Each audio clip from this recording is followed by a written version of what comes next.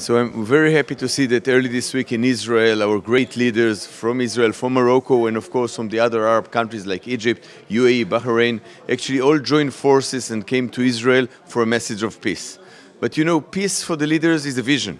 For the people on the street, they need to see practical benefit. And I think enhancing the business between all those countries, definitely between Israel and Morocco, which are very close and have a large Moroccan Jewish community in Israel, is really a target. And if we're going to reach this, and we spoke here with Chakib and his colleagues about a lot of potential in many fields. If we increase the business, increase the turnover of trade by 10 times fold in 5 years, I think everyone in Israel and in Morocco will see the fruit of this peace. We're happy to be on the side of countries who want to be peace jointly with you, and we can make it as a message, as a lighthouse for the area to show what the fruits of peace brings and why it's good to be Arabs and Israeli, which meant in the old times to be together, can in the future do together and do great things for their economies. Definitely. First of all, those who know Israeli, we know that we are very pushy. We're not just people of words. We're doing business and action. And our counterparts as well show a lot of enthusiasm to make the business together. We find many fields, renewable energies, for example, digitalization, data, cyber, pharmaceuticals, agrotech, etc., that we have a great need for collaboration. And I'm sure this will bring actually essence and will bring results in a very short future. You know, we now, in our era, we are multitaskers and we're doing a lot of things.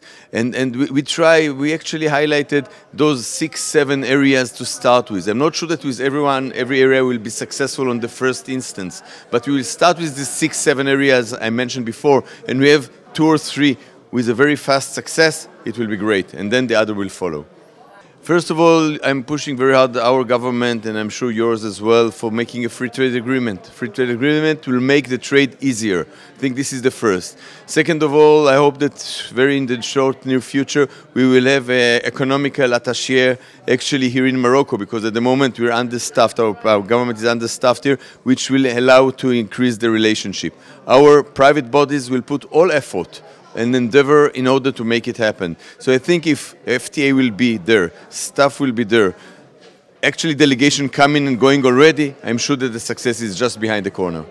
I'm sure it will be mutual. I mean, if it would be dependent on me, but you know, we're the business are sometimes moving faster than the politician, but I'm sure it will be fast, and I hope actually that you have ambassadors in both sides, and again, I see a good future for this relationship, because we should never been apart. And even at the time when we were less officially talking, trade was there and tourism was here.